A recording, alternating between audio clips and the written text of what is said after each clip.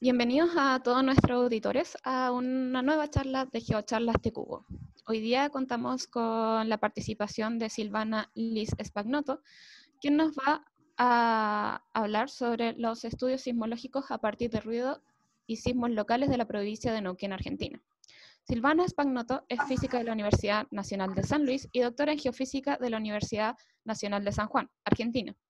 Realizó su postdoc en la UNAM bajo la dirección de Laura Giambiati de CONICET Argentina y actualmente se desempeña como investigadora de CONICET en la Universidad Nacional de San Luis. Además, sabemos que Silvana es una gran artista, así que los invitamos a buscarla en las redes sociales. Ya, Silvana, el escenario es tuyo. Bueno, gracias. Voy a corregir una cosita nada más, porque el Sí. postdoc de México lo dirigió Arturo Iglesias Mendoza, y el de postdoc de acá, de Argentina, sí, Laura. Bueno, para nada más, para no mezclarlos. Bueno, espero que no me agarre la tos, como me dio hoy cuando estaba practicando un poco, y espero no aburrirlos y estar a la altura. Bueno, esperen que... En esta media hora que tengo para contar un poco lo que hemos estado haciendo en la provincia de Neuquén, básicamente en realidad es como un pequeño resumen de varios estudios que hemos hecho y de mucha gente que ha participado.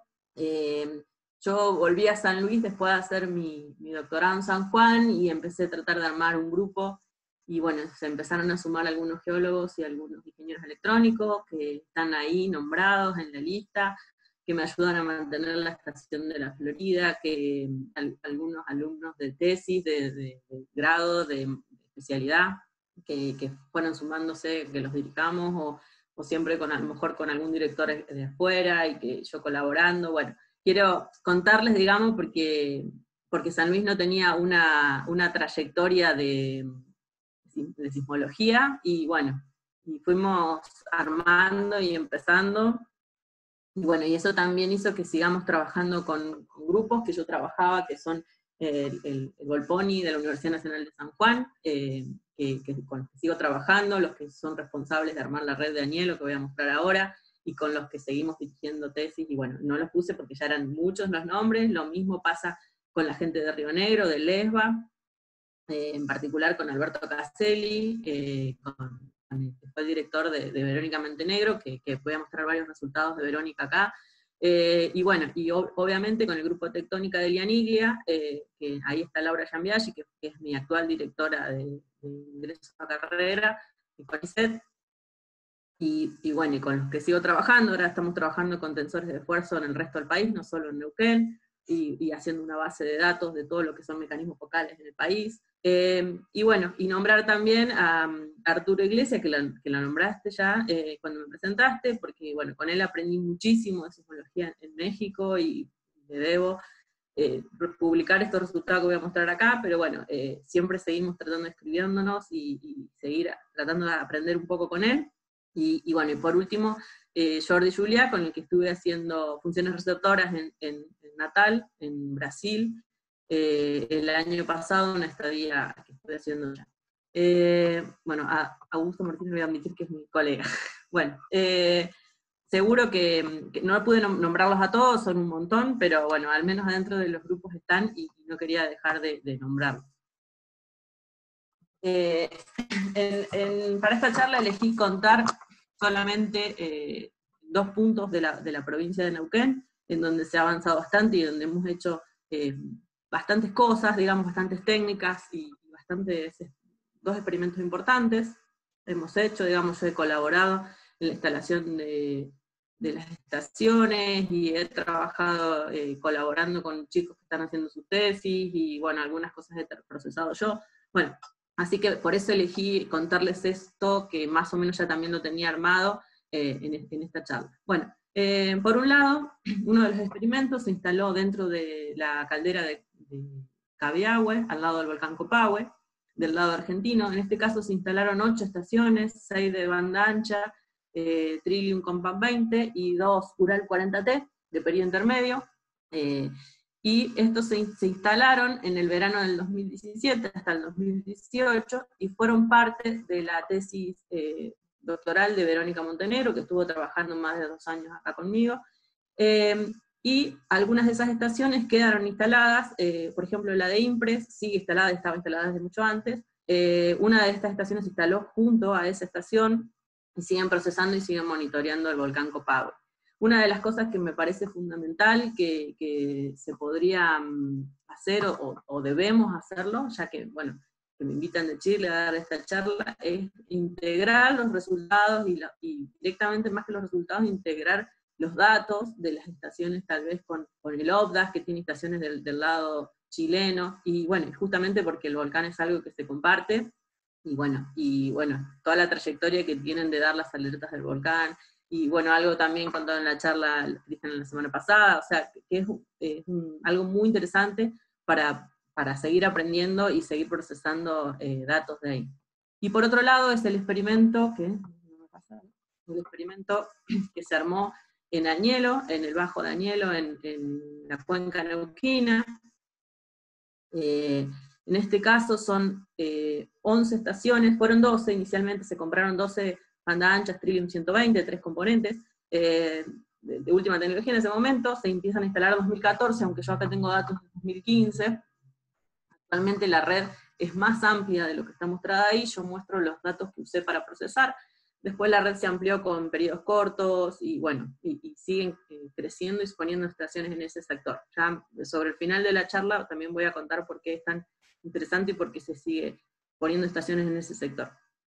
En este caso, como dije, de las 12 estaciones que se instalaron inicialmente, una sufrió vandalismo y quedaron 11, y yo tuve 2 años de datos para procesar y mostrar las tomografías que voy a mostrar acá. Bueno, hay un montón de sismólogos, perdónenme, los sismólogos, voy a hacer una pequeña introducción para si alguno se olvidó lo que son las ondas superficiales, porque justamente es en lo que se basa esta charla, al menos en la parte de la tomografía de ruido. Bueno, como esto sí creo que saben todos, cuando una onda llega a una discontinuidad, a una superficie, se producen, como le dice la ley de Snell, digamos, unas ondas que se reflejan y otras se refractan, y en particular, esa onda S que llega, que puede moverse en todo el plano perpendicular a la propagación, cuando llega a una discontinuidad forma un ángulo. Ese ángulo hace que una parte de ese plano de la S sea paralelo al plano, y la otra que sea perpendicular. El que es paralelo es lo que nosotros conocemos como SH, y el que sea perpendicular es lo que nosotros conocemos como la SB. En particular, la SB, cuando llega a una superficie o una discontinuidad donde cambia la velocidad de propagación, una parte de esa energía se puede transformar en onda P, y lo mismo le pasa a la P. Una parte de esa onda P que llega a esa discontinuidad se puede transformar en SB. Entonces, a partir de una discontinuidad, aparecen otros grupos de ondas, además de la P y la S, que nosotros conocemos como onda de cuerpo, aparecen las ondas superficiales. ¿Por qué aparecen? Porque esas ondas, que ya se descompusieron en dos y aparecen estas que yo les aparezco, se empiezan a combinar y se empiezan a interferir constructivamente, produciendo un paquete de ondas que se llaman ondas superficiales. Las SH, que se combinan con ellas mismas, forman lo que nosotros conocemos como ondas low, que se propagan como normales al plano de propagación, como se muestra en esa figurita que está abajo, y las ondas Rayleigh, que se propagan más como las ondas en el mar, formando movimientos elípticos, y en este caso los dos paquetes de ondas superficiales toman amplitudes muy importantes, son las responsables de la caída de los edificios en general cuando hay sismos muy grandes, y tienen una característica muy particular, a diferencia de las ondas de cuerpo, y es que depende su velocidad con la que se propagan de acuerdo a la frecuencia, ¿sí? Entonces estos se llaman ondas dispersivas porque tienen esa característica. A ver.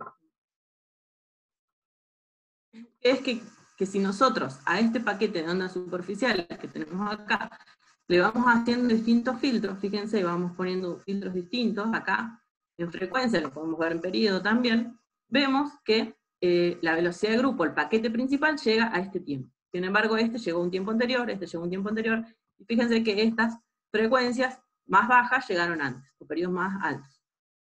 Entonces, nosotros tenemos distintos tiempos en los que llega este paquete central o velocidad de grupo, ¿sí? Entonces, si nosotros, a la distancia que tenemos entre pares de estaciones, o entre un sismo y una estación, lo dividimos por este tiempo que llegó este paquete de onda, podemos determinar una especie de velocidad.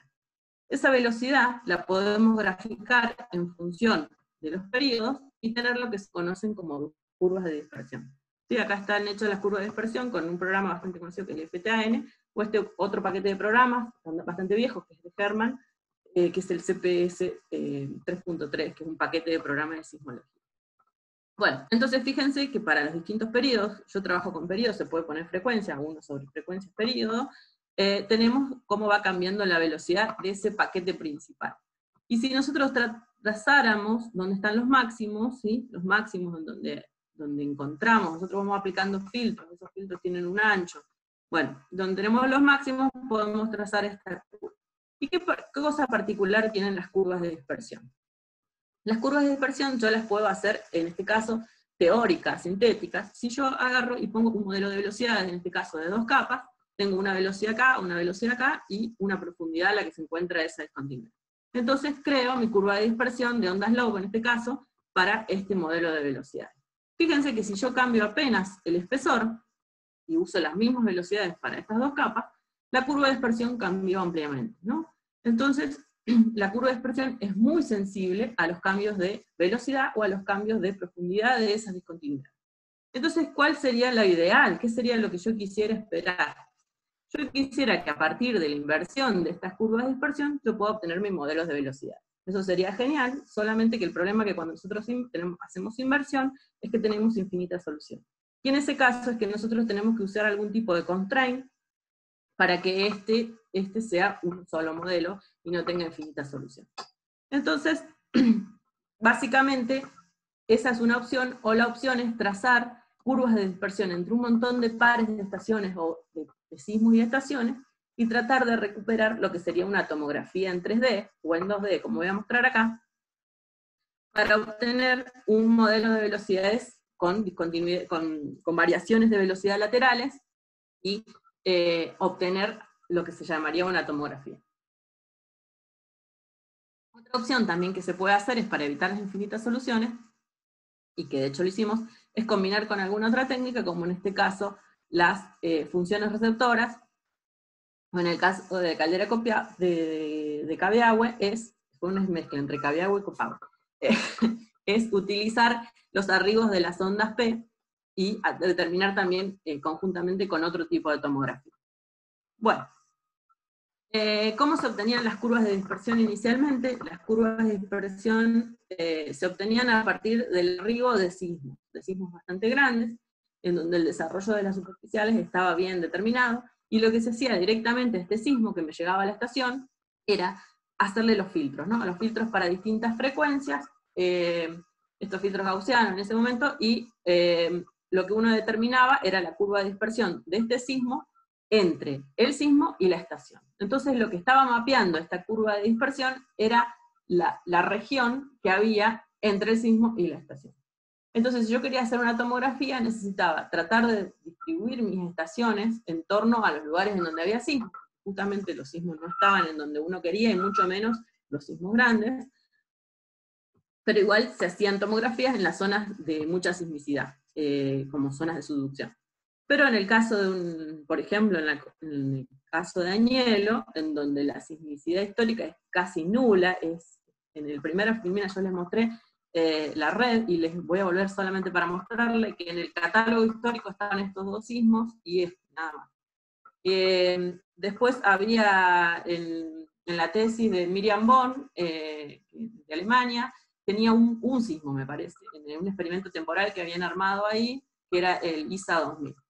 Bueno, entonces, ya hace 10 años que en los lugares en donde no había sismos grandes, surgió la posibilidad o la idea de trabajar con ruido sísmico para poder obtener tomografía. En ese caso, ¿qué es el ruido sísmico? Bueno, el ruido sísmico es el ruido ambiente registrado en una estación continua, en una estación todo el tiempo, sin contar lo que serían los eventos sísmicos como los sismos, las explosiones, o bueno, un evento particular, sino que sería como una especie de ruido de fondo que tiene un rango de frecuencias bastante amplio, que va desde unos pocos hertz hasta 0, bueno, en realidad en periodos a cientos de segundos. Entonces, nosotros vemos que tenemos un contenido frecuencial bastante amplio, pero en particular hay dos picos muy importantes, que son estos que están acá, que estoy marcando, ¿sí? Aparte del ruido que es producido por el ruido que se llama humano, o el ruido, bueno, no me acuerdo el nombre particular, pero de ruidos de fábricas, de coches y demás. Estos picos están siempre en todas las estaciones que uno instala en el mundo, en cualquiera, si es en una isla, si es en mi casa, lo que sea, estos picos de ruido están siempre y están asociados al ruido oceánico, que se llama. Uno es al orden de 14 segundos y el otro es de 7 segundos, el periodo. ¿Y a qué se debe? Se debe a las tormentas que ocurren en algún lugar en el océano, y esas olas, ese oleaje, cuando se aproxima a la costa, locamente o maravillosamente entra en fase, y lo que pasa es que los cambios de presión, debido al oleaje, al que la ola sube y baja, repercuten en el fondo oceánico, y el fondo oceánico ya llegando a la costa es más importante, y se propaga en todo el continente, se propaga en todo la isla, en lo que sea. Por un lado tenemos ese, y por otro lado tenemos la reflexión de esas ondas en las costas, y entonces tenemos el doble de esa frecuencia. Bueno, entonces, ¿para qué me sirve ese ruido oceánico? Me sirve como fuente que está golpeando y me está haciendo vibrar todas mis estructuras, que algunas justamente van a tener, bueno, van a entrar más resonancia, se van a ver mejor, hay frecuencias que con muy poquito apilamiento de ruido yo las puedo ver inmediatamente, y otras que no, que voy a tener que apilar, que ahora les voy a contar lo que es apilar, más frecuencias en el tiempo, de modo de poder verlas, ¿sí? Entonces, ¿qué es lo que voy a hacer en principio? Lo primero que voy a hacer es quitar todos los sismos, ¿sí? A diferencia de antes que yo quería los sismos, ahora los voy a quitar. Quitar todos los sismos, la verdad que es misión imposible, porque hay microsismicidad todos los días, y además es como que siempre sismos muy lejanos quedan oscilando, quedan siempre latiendo. Entonces, ¿qué se les ocurrió, digamos, hacer para evitar estas señales de sismos muy energéticos respecto del ruido del fondo? Y fue hacer la normalización en el dominio del tiempo y el blanqueamiento espectral. Es decir, todas las amplitudes de picos, digamos, llevarlas a la misma amplitud, y además a todas las frecuencias darle el mismo pesaje. Entonces eso, como se hizo directamente a las formas de onda, transformarlas en unos y menos unos, o en algunos casos 1, 0 y menos 1, entonces de esa manera es todas las amplitudes en el mismo tamaño. A partir de esas formas de onda que voy a tener ahora nuevas en mis estaciones, lo que voy a hacer es comparar una estación, vamos a suponer que la estación Juan con la estación Pedro, y lo que voy a hacer es comparar qué es lo que registró Juan y qué es lo que registró Pedro, y ver en dónde se empiezan a repetir los mismos patrones. Eso se llama correlación cruzada. Se puede hacer correlación cruzada solamente comparando 1 a 1 de amplitud. Vamos a suponer me llegaron 3 unos y 2 menos 1, y en esta llegaron lo mismo 10 segundos después. Entonces, ¿cuál es la información que me va a dar la correlación cruzada? Es decir, 10 segundos. A los 10 segundos, lo que vio Juan, lo ve Pedro, ¿sí? Bueno, eso sería la correlación solamente usando las amplitudes. Pero también se puede considerar qué es lo que pasó antes y después, y esa sería la correlación usando también las fases.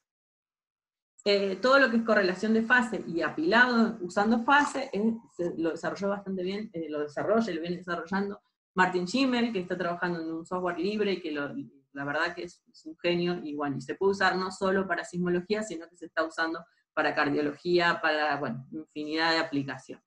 Bueno, entonces esta correlación cruzada entre pares de estaciones me dice, algo pasó en algún lugar, no importa dónde, pasa por Juan y después llega a Pedro, ¿sí? Y tarda 10 segundos entre Juan y Pedro. Pero esa cosa puede haber pasado en el medio de Juan y Pedro, o haber venido de abajo. En ese caso, llega a la vez a Juan y Pedro, y en ese caso la correlación tiene un tiempo 0, porque llega a la vez. Podría ser que en lugar de pasar primero por Juan y después por Pedro, pasa por Pedro y después por Juan, entonces me daría un menos 10. Ahí tendría como la parte acausal de esa correlación. Pero si yo empiezo miro una correlación en un segundo, o sea, la miro ahora, a ver si tengo acá una correlación, Si yo les muestro, eso sería la correlación entre Juan y Pedro, con la parte causal, o causal sería la parte positiva y la parte negativa, si pasó primero por Pedro y después por Juan, y sin filtrar yo no vendría ninguna señal, digamos. Veo que en el tiempo cero pareciera que hay algo más grande, justamente porque llega a la vez en las dos, pero aquí mirando a grandes rasgos no parezco que tuviera ninguna información. Sin embargo, si yo empiezo a apilar es sumar linealmente la correlación de esta hora con la hora que sigue, con la hora que sigue, con la hora que sigue, un día o más tiempo, y solamente estoy mostrando la parte casual, empiezo a ver que empiezan a aparecer señales en esa correlación apilar. Empieza a ver acá una señal que aparece en ese ruido de fondo. Y fíjense que si yo apilo ya 5 meses de datos, y además empiezo a tener una cosa así, una señal que realmente aparece en el ruido de fondo. La de un segundo, la del 0 siempre aparece, pero yo la he cortado, porque esa es la más energética, porque todas las ondas que llegan desde abajo, de los telesismos, llegan en las dos estaciones a la vez, entonces el 0 generalmente se corta porque no me da una información, pero a partir, vemos que a los 20 segundos, hay 20 segundos y hay 40 segundos que hay una información ahí. Y fíjense que en esto que les contaba, del apilado ponderado en fase, que es este apilado de Martin Shim, en la que puse la publicación, es también cuando uno apilo, considero qué es lo que le está pasando a la fase, no solo a la amplitud. Y en ese caso la señal se vuelve aún más limpia todavía. Entonces, fíjense que a los 20 segundos veo claramente una señal y a los 40 segundos. Entonces, ¿qué significa esos 20 segundos y esos 40 segundos? Es un tiempo de algo, de una onda que está pasando solamente entre Juan y Pedro, porque el resto se fue. Lo que llegó desde el centro, bueno, lo que después lo saqué, pero lo que venía medio con una inclinación, que llegaba, o sea, se empezaron a cancelar esas ondas, y solamente sobrevive el tiempo que hay de demora en las ondas que pasan por esas dos estaciones. Entonces, si yo tengo ya el tiempo de demora que hay entre esas dos estaciones, tengo una velocidad, porque la distancia entre las dos estaciones la conozco claramente, la tomo como GPS. Y si yo empiezo a tener muchos pares de estaciones en donde yo tengo estos tiempos de demora, puedo ver, justamente hacer una tomografía, y puedo ver sectores que están demorando las ondas, y puedo ver sectores en donde se están adelantando las ondas. Y eso es lo que me permite hacer una tomografía, en este caso, en un plano, digamos, para distintos periodos. Y esos distintos periodos me van a dar información, que estos son los periodos, estos son los tiempos, en este caso el de 20 y el de 40, que me van a dar, están informando de velocidades, de estructuras, a distintas profundidades, ¿sí? Cuanto más grande sea el periodo, más grande es más la profundidad de lo que yo estoy viendo, o la capa que me está mostrando. Bueno, entonces, ya ahora mostrar un poco los resultados, y es que en este sector no había experimentos sismológicos, excepto este de la tesis de Bond que nombré, que había sido en un experimento que se llamó ISA 2000, en donde más que todo era en el lado chileno, y había muy poquitos sismos en este sector. Estos son los sismos que les dije al principio, y nada más. Entonces, había un modelo de velocidades, que es este que está acá, solamente en el sector más andino, digamos. Para este lado, la información desde la sismología era muy escasa. Entonces utilizamos igual ese modelo de velocidades como modelo inicial, pero en el caso de Agnello. En el caso de Copahue, usamos un modelo de velocidades con más capas para poder, tener capas más finas cuando hacíamos las inversiones.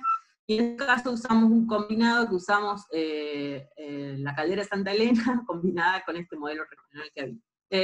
Bueno, el software que usamos para hacer la tomografía de ruido es el FMST de Robinson, que está libre, que se puede descargar por internet, y que resuelve tomografías en 2 dimensiones. Para hacer una tomografía en 3 dimensiones a partir del ruido, lo que yo tendría es, a partir de estas, pero voy a volver para atrás, es a partir de estas, en un punto, supongamos en este lugar, o en toda una recta, es recuperar mi curva de dispersión a partir de estas extrapolaciones que yo hago de las velocidades, y volver y hacer una inversión, y así tendría un perfil en profundidad de lo que pasa acá. Entonces eso, para mí, para mi gusto, ya propaga demasiado el error. Entonces realmente este software para hacer tomografía en 3D, para mí no es 100% fiable, porque el dato de la profundidad no es muy preciso. Entonces está bueno atarlo con alguna otra técnica. En este caso, para el caso de la caldera de Cabiahue, hicimos una tomografía con los primeros arribos de todos esos sismos. En este caso el ejemplo que está ahí no es nuestro, es un ejemplo nomás bajado en paper para mostrarle, de los arribos de las ondas P, utiliza este software y entonces hace una tomografía completamente independiente de la de ruido, y entonces de esa manera ajustamos las profundidades que habíamos obtenido con el de ruido. Bueno, rápidamente, ¿qué es la caldera del Agrio o la caldera de Cabiahue? La caldera de Cabiahue está ubicada en este sector, justamente en el borde norte de la falla del Kiniovsky, la falla transcurrente de Extral, que forma esta caldera de tipo Purapat, o eso es lo más aceptado dentro de la comunidad científica, en donde se abre esta estructura bien cuadrada, con este formato típico, en donde justamente acá está la localidad de Cabiahue, acá están las zonas de las aguas termales de Copahue, esto es una zona turística, y bueno, y aparecen al menos estructuras con este sentido, que cuando nosotros hicimos la localización de los sismos de este verano, ¿no? Del verano del 2017, Verónica obtuvo como 3 sectores o 3 grupos en donde obtuvo mecanismos focales, y en este caso en el grupo B, que es donde están las aguas termales, donde está más cerca de la localidad de Copahue, habían sido mapeadas algunas fallas como inversas, y a partir de todos estos mecanismos focales que obtuvimos acá, que acá los tengo, eran todos normales. También algunos trabajos de Barcelona, ya más nuevitos, reportaban acá fallas normales. En este sector también, que ya es el borde de la caldera, encontramos mecanismos normales y un strike slip. Y en este sector, donde encontramos la mayor cantidad de los sismos, encontramos el sismo principal con este mecanismo focal, que nosotros creemos que este es el plano de ruptura, por lo que nos dicen las réplicas. Verónica pudo hacer como 50 mecanismos focales en el sector, que son como los primeros mecanismos focales reportados dentro de la caldera. Encontró bueno, casi todos los mecanismos de strike slip en una estructura que parece asomar en superficie, aunque no hemos hecho trabajo de campo para ir a ver la superficie. Pero bueno, ahí está Verónica tratando de publicar este trabajo, que la verdad que es muy interesante y que trabajó muy bien, terminó su doctorado ahora en cuarentena. Y estos son los rayos de las estaciones para poder hacer la tomografía. En particular esta estación no la utilizamos porque tuvimos problemas con la respuesta instrumental, y estos son los rayos que pude utilizar en unos periodos que mira, acá los pongo, entre 1,25 y 3,75 segundos, son los que pude utilizar o recuperar a partir del apilamiento de las correlaciones. No pude recuperar más abajo ni más arriba, también por la distancia entre estaciones. Las estaciones están del orden de 6 kilómetros de distancia entre sí, la más lejana creo que está del orden de 12 kilómetros de distancia. Entonces, bueno, como uno configura la distancia entre estaciones, son los periodos que uno va a recuperar y las profundidades que uno puede determinar. Entonces, bueno, hicimos para las Raleigh y hicimos para las log, y bueno, en ambos casos veíamos esta estructura que estaba como de baja velocidad, como que nosotros creíamos, ¿sí?, que podía estar ingresando algún tipo de fluido o de magma por este sector, que también coincidía con las fallas, con el strike slip, con el rumbo de la falla principal.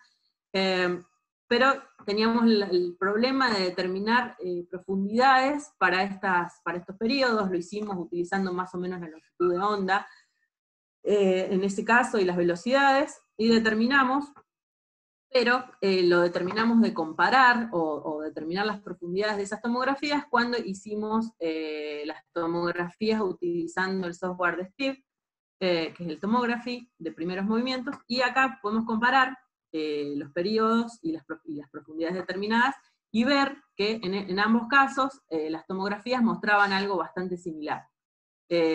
Así que por un lado también esta tomografía nos permitió creer en esta zona de baja velocidad, que la veíamos tanto en las Raleigh como en las log, o sea que tanto la velocidad de la S como la P son bajas, y bueno, la relación BP-BS no es tan baja, digamos. Acá fuimos viendo que subíamos a más superficie, a 4.2 kilómetros de profundidad, y eso seguía estando. Bueno, acá comparé las Raleigh y las Love, que en este caso sigue esta zona de baja velocidad, aún llegando hasta 1,4 kilómetros. También puede ser una zona con más porosidad, en donde están permeando fluidos hidrotermales, o sea, no necesariamente tiene que ser magma lo que está sucediendo ahí en una cámara magmática, pero bueno, eso es lo que pudimos ver a partir de las tomografías. Bueno, me alargué mucho con Cabiagua, así que prometo contar más o menos rápidamente de la cuenca neuquina. Bueno, la cuenca neuquina, los argentinos ya más o menos saben de qué se trata, pero bueno, por si hay alguien que no, es una cuenca extensional de Trasarco, es la principal productora de hidrocarburos del país, y además es una productora de shale gas a nivel mundial muy importante, es la segunda reserva mundial. En el caso de la formación Vaca Muerta, que es la que ocupa casi toda la provincia de Neuquén, tiene un área muy importante, como se muestra ahí en ese mapita, y bueno, y está asociada a la apertura del margen occidental de Gondwana en el Triásico superior y Jurásico inferior. En este sector, al ser productora de hidrocarburos, tiene muchos perfiles estructurales de distintas escalas locales como más regionales, y muy regionales, como la tesis doctoral de Mario Sigismondi. Entonces, además hay muchos datos de sísmica. Entonces, en este sector, utilizar la técnica de ruido, de tomografía de ruido, permitía ver, o al menos ver si lo que decían los modelos estructurales y las sísmicas van de acuerdo a lo que se ven en este sector, y es una zona bastante estudiada, ¿no? Bueno, en el caso como las distancias de estaciones estaban del orden de 15 a 60 kilómetros de distancia, los periodos que pudimos recuperar a partir de los apilamientos fueron de 4 a 10 segundos más o menos, llegamos hasta los 12 segundos, pero ya ahí estábamos por debajo de la profundidad de la cuenca, entonces trabajamos en este rango de periodos en las tomografías. Para los 10 segundos o más, los periodos se recuperan muy fácil, la señal es muy clara, entonces no hace falta hacer un apilado ponderado en fase, el apilado lineal funcionaba bastante bien y no había cambios sustanciales si hacíamos un apilado más fino. Lo que nos queda hacer es hacer las correlaciones, nosotros hicimos las correlaciones clásicas, lo que nos falta hacer en este trabajo es hacer las correlaciones también usando la fase, para ver si podemos mejorar la resolución de las tomografías, recuperar los periodos más bajos, que justamente son los que nos interesan para determinar bien la forma de la cuenca. En este caso, bueno, las tomografías están puestas en este orden, siguiendo lo más profundo, ¿no? Estas son las más superficiales, y nos vamos hacia más profundo. En este caso, les muestro para los 5 segundos, que es donde es más sensible, la diferencia entre el apilado ponderado en fase y el apilado lineal. Vieron que el ponderado en fase recupera como más detalles rápidamente que el apilado lineal. Bueno, entonces, lo que primero nos quisimos preguntar era si había alguna relación con lo que eran los reservorios de gas y petróleo convencional, con las zonas de baja velocidad, y están indicados acá, y bueno, parecía que sí, que había una relación, aunque no era muy sencillo. Y después lo que hicimos fue comparar las ondas Raleigh con las ondas Love, o sea, usar las componentes también horizontales de las estaciones, para ver si veíamos más, una tiene más contenido de S, digamos, respecto de la P, y ver si veíamos, por ejemplo, zonas de baja S pero alta P, que podían estar asociados a zonas de transferencia de fluidos, por ejemplo, como por ejemplo las fallas que están mapeadas por Cristalini, y ver si esa estructura, por ejemplo esta es la que parece asomar acá, estaba asociado, por ejemplo en este caso, sí a una falla de Cristalini, mapeadas por Cristalini. Bueno, entonces vimos también que la forma de la cuenca se correlaciona bien o se ve igual que lo que ve Mario Sigismondi con gravimetría, tesis doctoral del 2012, y bueno, eso es lo que hicimos, y hicimos también los test de resolución para ver la resolución que tenían nuestras tomografías, y en este caso usamos la resolución del tablero de Damas. ¿Qué significa? Nosotros hacemos un modelo de velocidad inventado, cualquiera, en este caso con positivos y negativos, con altas y bajas velocidades, y usar los rayos, que son los que pudimos recuperar entre pares de estaciones, para cada periodo, porque hay veces algunos periodos que se pierden entre pares de estaciones. Y en ese caso, se ve, por ejemplo, que cuadrados de este tamaño usamos un modelo de velocidad más grande y se recuperaban, o sea que la resolución de este tamaño podemos creerlo. Ya cuando nos vamos a cuadrados un poco más pequeños, vemos que en esta zona tenemos más resolución, porque hay más rayos, porque hay más estaciones, pero en este sector ya no recuperamos los cuadrados, y obviamente que por fuera del arreglo no tenemos resolución de nada, porque está completamente blanco. O sea que los sectores donde nosotros recuperamos los cuadriculados serían los sectores en donde nosotros tenemos resolución. Podemos hacer el test de resolución con bordes blancos o sin bordes blancos y obtenemos exactamente lo mismo. Bueno, entonces el problema que teníamos era determinar qué profundidades tenían esas tomografías, porque en este caso, ahora sí hay muchos sismos como para usar la tomografía de Steve en este sector, pero en ese momento los sismos en este sector eran muy pocos. Ahora rápidamente voy a contar qué es lo que está pasando hoy por hoy, y sí se podría usar la tomografía de Steve. Fue hacer directamente la inversión de las curvas de dispersión en cada punto, recuperar las curvas de dispersión y tratar de recuperar las profundidades que tenían esta tomografía, ¿sí? Para eso utilizamos un software que modificó Iglesias, a partir de un software esto es de economía, de Siemens, que lo modificó, hizo las inversiones de las curvas de dispersión y obtuvimos los modelos de velocidades para cada punto. También utilizamos combinada con funciones receptoras. Estas eran las funciones receptoras iniciales que hicimos en México, que después tuvimos algunos, nos dimos cuenta de que estábamos apilando mal las funciones receptoras, y bueno, finalmente estas son las inversiones conjuntas que obtuve con Jordi Juliá para cada estación, utilizando telesismos y curvas de dispersión ya publicadas por el grupo de Jordi, para obtener bien estas profundidades y estos niveles de despegue. Bueno, eso básicamente es lo que se hizo en Cuenca Neuquina con esa red de estaciones, pero les estaba diciendo que para hacer utilizar el software de tomography de Steve, necesitaban mucho sismo. En esta zona era una zona que no había sismos, y no había sismos sentidos. Sin embargo, si se fijan ahora en catálogo, se ponen sismos sentidos en la Cuenca Neuquina, le aparecen, por ejemplo, acá nomás, sismos magnitud 3.4 para arriba, le puse, y ya aparecen estos 4 sismos, incluso este. Y se fijan, este es un 4.2 del 2015, que inicialmente se reportaron con profundidades cercanas a 15 kilómetros, entonces no se las asoció a lo que se estaba haciendo, que es el fracking. El fracking está cumpliendo 10 años de fracturamiento hidráulico en este sector, porque eran como demasiado profundos, y bueno, podían ser sismos tectónicos. Sin embargo, en este paper de Sebastián, al grupo de Volponi, cuando relocaliza ese sismo, la profundidad, no sé si se alcanza a ver porque tapa acá, es 3.2.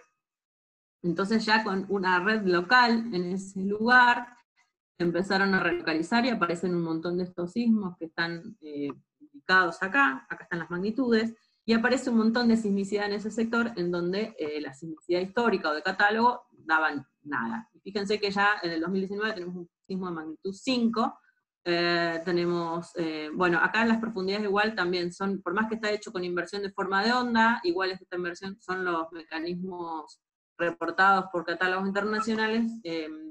Luego, cuando se ha hecho localización local, cambian las profundidades, y acá puse esto para mostrar que las profundidades van subiendo a medida que se relocalizan. Bueno, el fracturamiento hidráulico se está haciendo del orden de profundidad de 3 kilómetros, y aparece esta sismicidad en un sector en donde la sismicidad era muy escasa. Acá son algunas de las fallas propuestas por Pángaro en el 2012, en el perfil que mostré. Y bueno, justamente quería mostrar que uno de los planos de cada uno de estos mecanismos focales que reportan las agencias internacionales coinciden con estas estructuras, también podrían ser o no, y ver qué está pasando con esta sismicidad que aparece en la Cuenca Neuquina, aunque no es mi trabajo, pero esta sismicidad, y por eso hoy por hoy la red se amplió en ese sector. Hay estaciones también que ha puesto IMPRES, y una zona que desde lo sismológico no era tan observada en este momento, es un sector de mucho interés en Argentina. bueno, ya para cerrar, les hice un lío bárbaro, les conté un montón de cosas de Neuquén, pero básicamente contarle lo que venimos haciendo en Cabiahue, y en Añelo. Ahí me faltó la ñ porque justo no encontré el teclado acá la ñ y me olvidé de arreglarlo. Y bueno, y básicamente esto que aparece últimamente, que es lo de la sismicidad inducida. Bueno, estuve dentro de los 40 minutos, así que acepto preguntas. Muchas gracias, Silvana, por tu presentación. Bastante pedagógica. De hecho, me gustó bastante. Aprendí mucho. Les recuerdo a todos que pueden escribir cualquier pregunta en el chat. Silvana la va a responder. Así que vamos con la primera pregunta. Lilian Soto nos pregunta, ¿dónde ubican los pozos con respecto a la sismicidad y las estaciones? Mira, uno de los pozos que yo sé que está es en la estación FRAC. A ver, FRAC, creo que acá tiene el nombre, es FRAC, es este. Acá está uno de los pozos que están haciendo fracturamiento hidráulico y la estación está exactamente al lado. ¿Es normal esto de frac de fracking? De fracking, claro. Sí. ¿Se hace mucho fracking en Argentina? En este momento no sé, porque hubo un retroceso con el tema del precio del petróleo, pero me conecté solo a una de las charlas, de las conferencias que estuvo dando, hubo un ciclo de charlas que organizaron varias de las petroleras por los 10 años del fracturamiento hidráulico en Añelo. Así que la verdad es que no sé más que eso, solamente he visto esta simplicidad que aparece y que, bueno, si está vinculada o no está vinculada, yo creo que hay una relación directa porque la sismicidad aumentó muchísimo, pero también es verdad que antes no había estaciones, pero sismicidad sentida no había. O sea, sismicidad de magnitud 5 no había y eso se hubiese registrado con estaciones lejanas. Así que bueno, hay algo que hay que controlar o diseñar cuando uno hace fracturamiento hidráulico, porque uno no debe escaparse de las magnitudes, porque por más que no haya mucha población en la zona, hay que construir, hay que hacer nuevas formas de construcción antisísmica en ese sector, porque además también para los mismos pozos empieza a ser riesgoso, una zona que obviamente que está un esfuerzo tectónico que se está disparando anticipadamente por el tema del fracturamiento hidráulico, pero no, digamos, no, esos sismos tal vez van a ocurrir, pero no ya.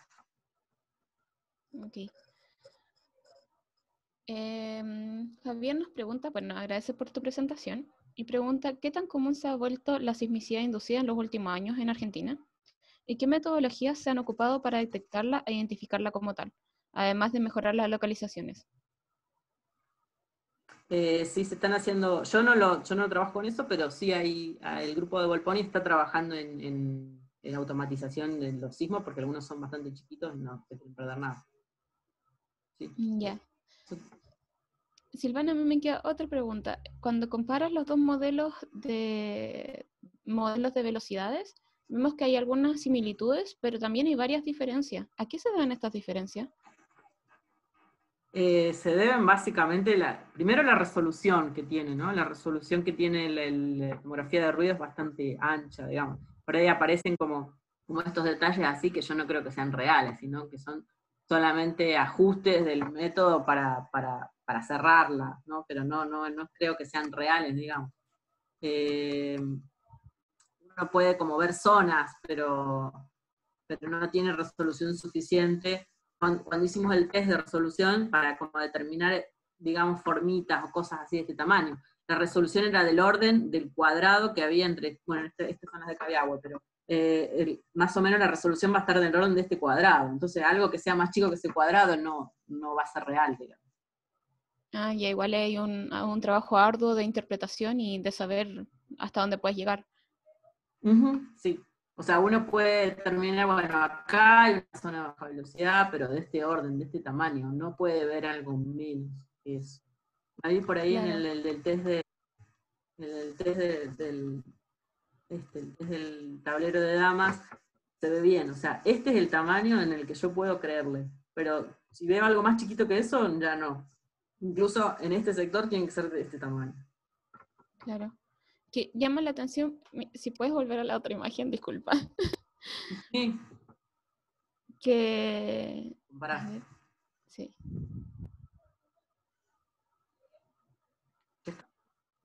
Aquí, claro, es que hay, no, la siguiente creo, que hay dos máximos grandes y que en uno se ve y el otro no, acá. En la parte de Este, las ondas log, claro, y en rally también, se ve ese sí, máximo ahí y en log y en y el acá no. otro no se ve. Sí, eh, sí, eso es ¿Eso es verdad. error o Pero el negro es saturado, negro saturado, o sea, no tenemos información exacta de la velocidad acá, pero ya. yo casi que le creería más en este caso a este, porque, pero bueno, es un sector, si lo miramos, ¿cómo sería la distribución de sismos? En este caso están todos los sismos acá, que llegan a estas estaciones. O sea, que tampoco tenemos un rayo por acá. O sea, los sismos están casi todos centrados ahí, en esta... casi todos los sismos ocurrieron en esa falla y son todas las réplicas de sismos, y por acá no nos queda mucha trayectoria de rayos. Y por el otro lado, en la de correlación de ruido, solamente tenemos este rayo que une estas dos estaciones. No es una zona que tenga tampoco mucha información. Siempre uno ahí tendría que haber graficado los rayos, o sea, acá tendría que haber graficado todos los sismos y las rectas que unen a cada una de las estaciones, y en este caso tendría que unir todas las estaciones que recuperamos un periodo, y ver dónde se cruzan los rayos hay información, donde no se cruzan los rayos no hay información. Hay otra Ah, técnica ya. que es como ir armando píxeles, digamos, o sea, no píxeles, sería, se usa hasta para ver en una cancha de fútbol si hay zonas en donde los futbolistas no cubren o cubren. ¿En serio? Wow. No me va a salir el nombre, el test de Cobol o algo así. Es un test que uno sirve para tomografía, ver las zonas que tienen resolución o no. Entonces, si tiene dos rayos que se cruzan, deja un cuadradito chiquito. Pero si no se cruzan dos rayos, abre la zona hasta que se crucen dos rayos. Entonces, bueno, esto tiene dos rayos. Entonces quedan zonas con unos huecos grandes, porque solamente la cruzan dos rayos, y quedan zonas chiquititas, en donde enseguida la cruzan dos rayos, y esa sería como la resolución, no del tablero de damas, sino la otra resolución, para ver zonas que tienen más posibilidad de interpretarse y otras zonas que no. Claro, wow. No, súper interesante. Depende mucho de toda la interpretación y tienes que conocer muy bien lo que hace el código al final. Porque Sí, claro, uno ve el dibujo al final y puede decir lo que quiera, pero si no entiendes el tema de los rayos, puedes llegar a errores. sí, sí, sí. María Virginia nos dice, bueno, no te preocupes María, todos preguntamos cualquier cosa, acá todo se puede preguntar. Nos pregunta, ¿qué magnitudes son esas graficadas? Velocidad de la onda. Los sismos, Creo que sí, la magnitud de creo los que sí. sismos, en el caso de los de Cabiahue son 4.2, el más grande, y los otros están del orden de 1.6, los más chiquitos, 2, incluso un poquito menos, de 1. En este caso porque la red está muy local. Y después, no sé, no mostré ninguno de Danielo, así que calculo que me está preguntando los sismos de acá. Estos que mostramos acá. Estos. Los Ya, de dice, magnitud 2, mecanismos vocales. A ya. ver, chat, yo también voy a en chat. La velocidad de las ondas y las velocidades de la onda, a ver, esas curvas de dispersión son para Danielo. Son bajas, un 1.6 en kilómetros por segundo. A ver, ahí. Estas son curvas de presión que yo hice con los dos software. Acordate que las ondas superficiales son más chicas que la S. Claro. Tenemos 1.6, más o menos 1.7, acá 1.6, 1.7, y va bajando a los periodos más altos. Yo trabajé más o menos de acá de 4, porque este pico no le creía, que trabajamos con esta parte de la forma, hasta, en este caso hasta ahí, porque no, esto ya se pierde. En algunos casos esto también se recupera y se puede trabajar con este sector, pero en este caso, por ejemplo, en esta curva de dispersión en particular, serviría más o menos entre 4 y 7.5 como muy al borde. Esos serían los periodos que podría recuperar a partir de esta curva de dispersión. O sea, otra curva de dispersión tal vez no, pero en ese caso es... Ujú. Y claro, es como y la velocidad típica más o menos de la onda Love y Rayleigh es, en este caso. Depende un poco de la distancia, pero bueno, en este caso sí es un poco más chica que la velocidad de la onda S. Depende cuándo profundices, ¿no? Porque yo estoy mirando cosas de 10 kilómetros como muy profundas, digamos, en esta. Entonces, Claro, por ahí justo van a usar ondas superficiales para hacer la distancia del mundo, digamos, y bueno, van a tener velocidades un poco más grandes, digamos. Y va a depender de la distancia de las estaciones, ¿no? Si tienen estaciones de 500 kilómetros, van a profundizar más, y si profundizan más, las velocidades son un toque más altas. claro. Pero sí son más chicas que las S, digamos, como referencia. Tenemos otra pregunta acá. En la zona del volcán Copahue, a partir de las tomografías de Loeb y Rayleigh y sus velocidades a diferentes periodos, ¿cuál es la interpretación dentro del contexto volcánico para estos valores?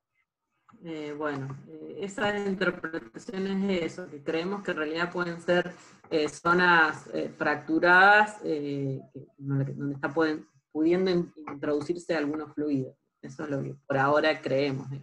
Pero en realidad la parte estructural bien clara del volcán no la tenemos. Pero bueno, hay algunos autores que sugieren que hay una cámara magmática al lado argentino, por el que estarían ascendiendo los fluidos del volcán. Ya. Tenemos otra pregunta de Luis Donoso. Te agradece por tu presentación y dice que en la base de datos del ISC aparece un sismo de 7.3, no muy profundo, el 10 de diciembre de 1920, a unos 200 kilómetros al noroeste de Neuquén. ¿Está correcto esto según la información que ustedes manejan? Y si es correcto, ¿es posible que el estrés en la zona de Añelo tenga alguna otra expresión además de la sismología? Bueno, para determinar el estrés en Añelo hay muchos pozos, está el breakout de los pozos y la deformación de los pozos. Lo que pasa es que mucha de la información que hay en Añelo es confidencial de las petroleras, digamos, pero el estrés está bastante determinado en la zona. Pero sí, la verdad que no tenemos acceso a todo, digamos, a toda esta información. Así que eso es lo que... Y después, estrés determinado con mecanismos focales en Añelo tampoco tenemos mucho porque hay poquitos mecanismos focales. Son estos nuevos, los de Seba, que publicó en ese paper, que es 2018, creo, ese paper de Sebastián Correa. O sea que determinar estrés, esfuerzos en Añelo tampoco es tanto. Y lo del sismo ese que vos decís, nunca lo había visto, pero cae exactamente en Añelo, no sé, o tal vez es en Cordillera, bastante más al oeste. No, la verdad que nunca vi que haya un 7 ahí, en lo que yo he visto, digamos, pero habría que ver la localización Claro, de igual es un sismo bastante antiguo, así que... No, digamos, si un 7 quedan reportes en catálogo más, pero tal vez más en la cordillera, más cerca del arco, digamos, Claro. o Chile. Eh, una pregunta externa, entre comillas. ¿Cuál crees tú que son los principales desafíos que enfrenta la sismología en Argentina? Eh, ¿Cuáles son los principales? Bueno, ahí abrí, no sé si sigo compartiendo la pantalla o estoy viendo lo que mandó Luis Donoso. No, ahí lo achico, quería guardar ese link. No te preocupes, te enviamos el Bueno, texto, te vamos a enviar toda la información del perfecto, chat a tu correo. perfecto. Bueno, igual ahí dejé de compartir. En Argentina hay muchísimo para hacer, la verdad que hay mucho para hacer y somos pocos sismólogos, a diferencia de Chile que tenemos muchísimo para aprender. Una de las cosas que hay que hacer es poner más estaciones, y la otra cosa tal vez es unificar más las redes. Ahora se está armando todo lo que es más monitoreo volcánico, Sumar tiene estaciones para poner en los volcanes, y también es formar vínculos más fuertes con Chile, porque digamos, las estaciones sirven fuertemente, nosotros tenemos liberadas muchas estaciones en Chile, de hecho las usamos, pero de acá para allá creo que no es tan así.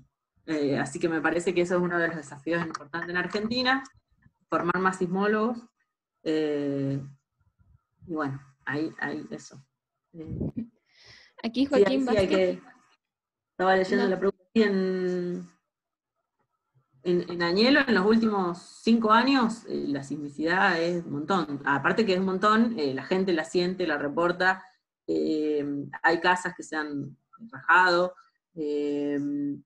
yo creo que son fallas superficiales para producir ese daño y eso que se siente, y están localizadas superficiales.